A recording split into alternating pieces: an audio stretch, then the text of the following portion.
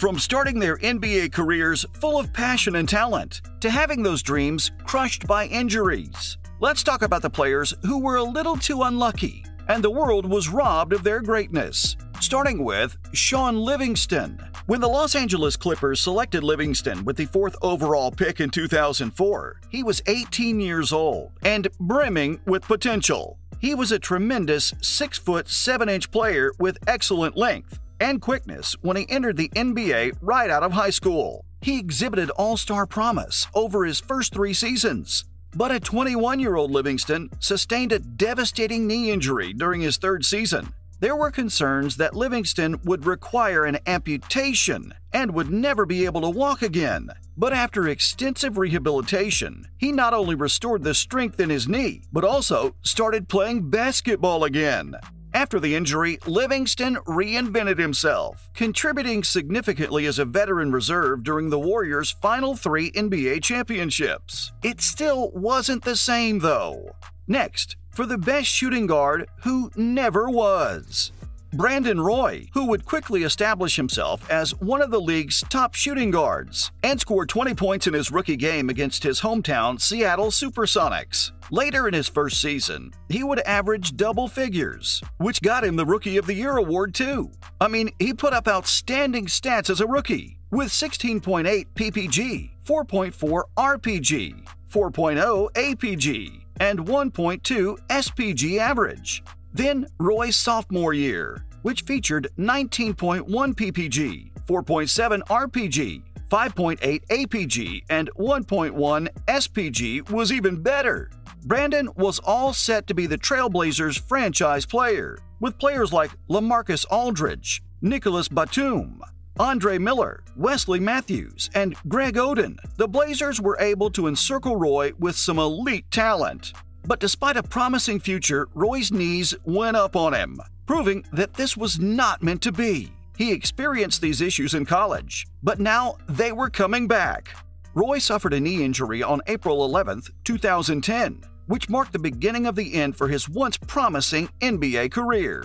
Still, he was able to return for some heroics in the postseason that year, but his knees gave up on him in December 2010, despite appearing to be in good condition at the start of the season. Roy underwent surgery and returned once more months later, but now he was playing fewer minutes and in a reserve capacity. The poor kid bravely participated throughout the Dallas series despite his ailments, and in Game 4, he was back to his old self. Little did we know, these were Roy's final games wearing a Blazers uniform, and the Blazers ultimately lost the series in 6 games.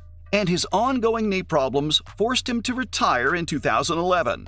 Honestly, I don't know why, but this team seems cursed, because Greg Oden was another Blazers great who met the same fate. When it comes to injuries, the Portland Trail Blazers are very unlucky. For instance, Sam Bowie, their coveted selection in the Michael Jordan draft, excelled at Kentucky, but was dogged by leg issues. Brandon Roy, their prospective shooting guard, came down with knee problems. The Blazers just couldn't seem to get anything right. Their top defensive center, Greg Oden, was expected to be another GOAT. Oden participated in college sports for the Ohio State Buckeyes. They conquered the collegiate ranks to advance to a matchup against the Florida Gators in the final game. Oden was a total beast with 25 points, 12 rebounds, and 4 blocks, even though they lost the game. He was then chosen by the Portland Trail Blazers over Texas Longhorn star Kevin Durant. In retrospect, this decision would prove costly, and has been compared to the moment the Blazers chose Sam Bowie over Michael Jordan. History repeats itself if people don't learn from it. The future of Greg Oden's career seemed dismal from the start. Oden underwent microfracture surgery before the season even started and missed what would have been his debut season. He played 61 games in his 2nd season, while being the healthiest he'd ever been, but continued to sustain his fair share of wounds even then. Like in his NBA debut, he got a foot injury. Then in February, he had a knee injury. Greg made some encouraging progress in his 3rd season, with 24 points and 20 rebounds. He had career highs in both categories. Yet because of his repeated knee ailments, he was limited to 21 games. Oden skipped the following season to focus on his recovery, but intended to return the next year to try to restart his NBA career. Well, that didn't go down too well in the history books, did it? You see, Greg wasn't a poor player. He was simply too weak to handle the demands of playing professional basketball. In fact, Oden was believed to be much older than he claimed to be. Some people even joke that he was LeBron James's dad. Now, did you know that this analyst was once a great player? I'm talking about Jay Williams. Today, Jay is recognized as an ESPN basketball analyst, but before that, he was a star at Duke University and was heralded as the Chicago Bulls' savior. Even though Jay didn't have the same impact as Allen Iverson as a rookie, he still put up good numbers. His stats were 9.5 PPG, 4.7 APG, and 1.1 SPG.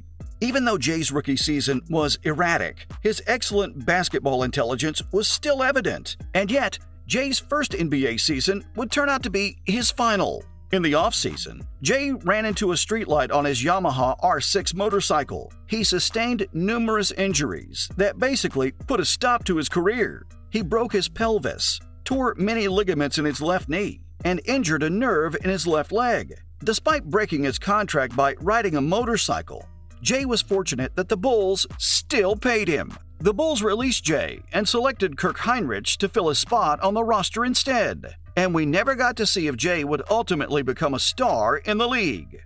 Moving on. Remember Chris Bosh? Bosh was all the Toronto Raptors were looking for. He was selected fourth in the exceptionally competitive 2003 NBA Draft. Because of his ability to stretch the floor while still maintaining an inside presence, he was the ideal big man for the modern game. He was also a talented switcher out to smaller opponents defending the rim, while also being an underrated defender. He's still remembered by many as the third player of Miami's illustrious Big Three, sort of the unsung hero behind LeBron James and Dwayne Wade. He has a Hall of Fame resume thanks to his 11 All-Star appearances and 2 rings. And yet, Bosh's blood clotting problem that ended his career early has left us all wondering what else he may have accomplished. I'm sure he would have been considered one of the best power forwards of all time if he'd kept up his stellar play for a few more years.